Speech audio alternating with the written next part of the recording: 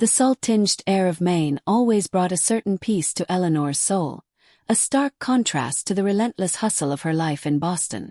4 years, the summer cottage had been her sanctuary, a place to reconnect with herself and her writing. But this year, even the familiar rhythm of the waves crashing against the rocky shore couldn't dislodge the feeling of unease that clung to her like a damp fog. Her marriage to David had become a carefully constructed facade, filled with polite conversations and shared social obligations, but devoid of genuine connection. The silences between them were vast and echoing, mirroring the emptiness she felt inside. She hoped the summer in Maine would offer a respite, a chance to rediscover the spark that had long been extinguished. When her sister called, asking if Liam, her stepson, could spend the summer with their mother, Eleanor's initial reaction was hesitant. She barely knew Liam, other than as the quiet, artistic young man who occasionally appeared at family gatherings. He was the son of her sister's late husband, always polite, always a bit on the periphery. "He's been struggling a bit, Ellie," her sister explained over the phone. "He needs a change of scenery, some time away from the city. Mom would love the company, and it would be a huge help to her around the house." Eleanor relented, picturing her aging mother alone in the sprawling cottage. "Of course he's welcome. Tell him to come whenever he's ready." Liam arrived a week later, a backpack slung over his shoulder, a sketchbook tucked under his arm, and a shy smile on his face. Eleanor was surprised by his presence. He was taller than she remembered, with kind eyes and a gentle demeanor. "Thank you for having me, Aunt Eleanor," he said, his voice soft and polite. "Please call me Ellie," she replied, offering a warm smile. "And welcome to Maine, Liam." The first few days passed uneventfully. Eleanor spent her mornings trying to write, but the words refused to come. She'd stare at the blank page, feeling the weight of expectation pressing down on her. Liam kept himself busy, helping Eleanor's mother with chores around the cottage, tending to the small garden, and exploring the nearby beaches. One afternoon, Eleanor found Liam sitting on the porch, sketching in his notebook. Curious, she approached him. "What are you working on?" she asked. Liam looked up, startled, then smiled. "Just trying to capture the light on the water," he said, showing her the drawing. Eleanor was impressed. Liam had a remarkable talent, a gift for capturing the essence of a scene with just a few strokes of his pencil. As the summer progressed, Eleanor and Liam fell into a comfortable rhythm. They would take long walks along the beach, discussing art, literature, and life. Eleanor found herself opening up to Liam in a way she hadn't been able to with anyone else, not even David. He listened with genuine interest, offering thoughtful insights and a quiet understanding that soothed her soul.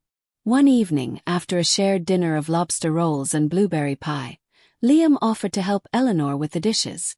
As they stood side by side at the sink, washing and drying, Liam's hand brushed against Eleanor's. A jolt of electricity shot through her, surprising and unsettling her. She quickly moved her hand away, pretending not to notice. Later that night, Eleanor couldn't sleep. She tossed and turned in bed, replaying the moment in her mind.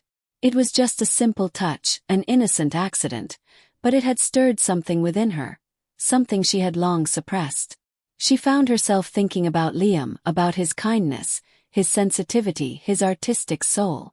A week later, Eleanor was painting in her room when she heard a knock on the door.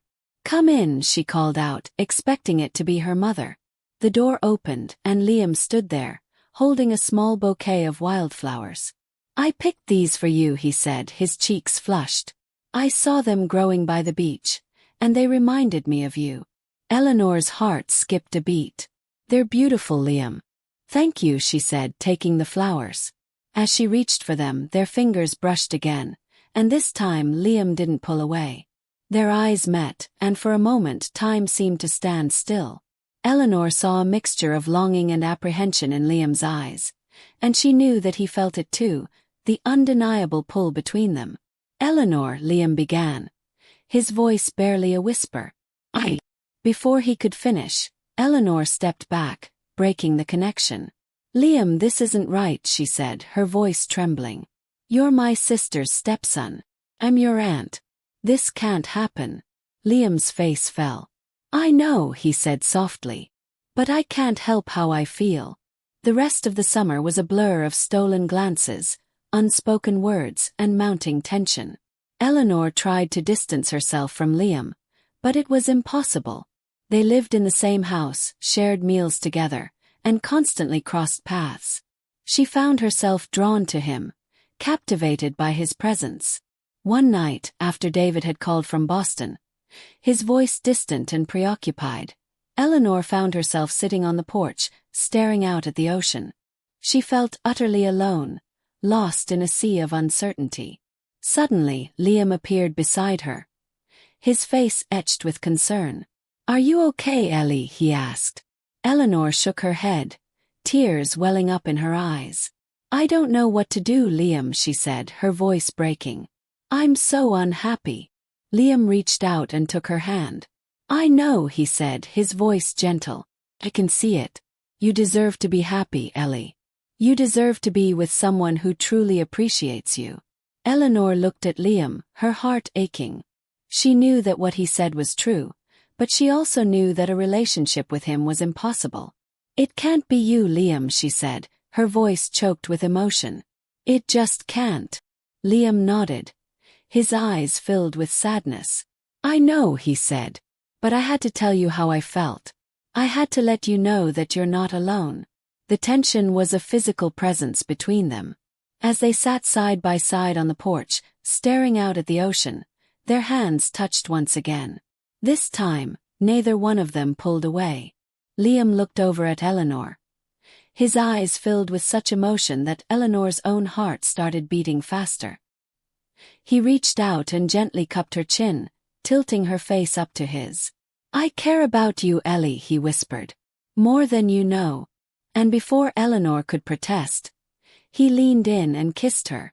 The kiss was soft, tentative, but it sent a jolt of electricity through Eleanor's body. All of her suppressed feelings surged to the surface, overwhelming her. She closed her eyes and let herself succumb to the moment, savoring the warmth of Liam's lips on hers. But the kiss was fleeting, and almost as quickly as it started, it was over. Liam pulled away, his face filled with guilt and regret. I'm sorry, he said, his voice barely audible. I shouldn't have done that. Eleanor just stared at him, her mind racing, her heart pounding. She knew that she had crossed a line that could never be uncrossed. Over the next few weeks, Eleanor and Liam tried to pretend that nothing had happened, but the tension between them was unbearable. Eleanor knew that she had to make a decision, one that would determine the course of her life. One afternoon, David arrived at the cottage unexpectedly. Eleanor was shocked to see him. What are you doing here? She asked. I came to see you, David said, his voice strained. I've been thinking a lot about us, Ellie. I know I haven't been the best husband lately. I want to change that. Eleanor looked at David, her heart filled with a mixture of hope and despair. She wanted to believe him, wanted to believe that they could salvage their marriage.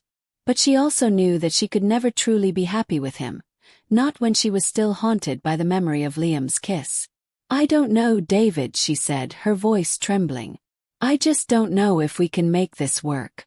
David reached out and took her hand. Please, Ellie, he said. Give us another chance. I promise I'll be a better husband. Eleanor looked at David's pleading eyes, and she knew that she had to make a choice, not just for herself, but for him too. With a heavy heart, she knew what she had to do. She couldn't hurt David any more than she already had. She turned to Liam, who was standing nearby, his face filled with a mixture of hope and trepidation. Liam, she said, her voice filled with emotion. I'm sorry, but I can't be with you. It's just not possible. Liam nodded, his eyes filled with tears. I understand, he said softly. I always knew it was too good to be true. With a final lingering look at Liam, Eleanor turned back to David and took his hand. Let's go home, David, she said. Let's give it another try. As Eleanor walked away with David, leaving Liam behind, she couldn't help but wonder if she was making the right decision, the weight of her choice pressing down on her. The memory of the summer cottage, the sea, and Liam would stay in her heart forever.